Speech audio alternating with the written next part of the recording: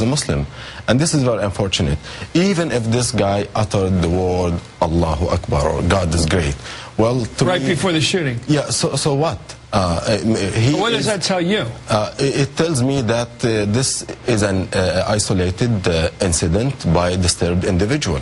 All the information we're getting indicates that he's a disturbed individual. And this also reminds me of the fact that, you know, Eric Rudolph, does he ring a bell? Pardon me? Eric Rudolph, the abortion bomber. Right.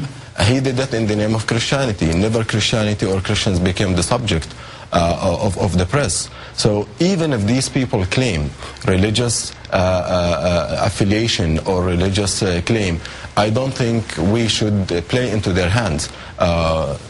All these pieces of information are still coming out, and I think it's too. Well, is it a worthy effort to find out if religion was his motive? Is that okay with you? Is it okay to find it out?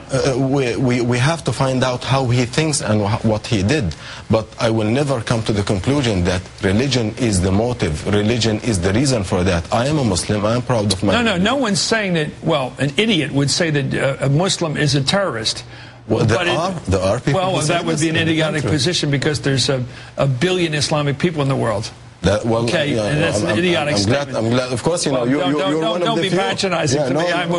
We know what we're talking about. But with these other statements, the retired Army Colonel Terry Lee, he said he worked with Hassan, and he said that he had frequent arguments with others in the armed services who support the wars, and he had tried to prevent his pending deployment in Afghanistan.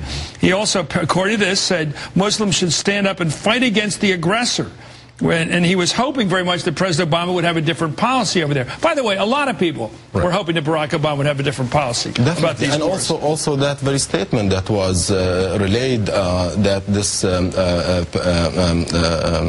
Muslim doctor said, the one who relayed this information was not 100% sure that if this is really the motivation when he said Muslims should stand up and fight the oppressors. I'm paraphrasing. He said, I'm not sure if he meant what he said. I think that's also subject for investigation. Yeah. There are many people. But you know, most people operate by Occam's razor. The most obvious motive is the one you start with. And this is a man who has made many, forget his religion, he's made many statements to many colleagues about his attitude towards this war. Many statements about his feeling that Islam is being attacked by the United States. These are public statements he's made to other people. He wasn't hiding this. He gave away apparently some of his furniture the other day as sort of a preparation for this horror. Yelling out God is great right before you open up with semi-automatic pistols when you have a couple of them and you start shooting at people. And the first thing you say before you start doing it is, God is great.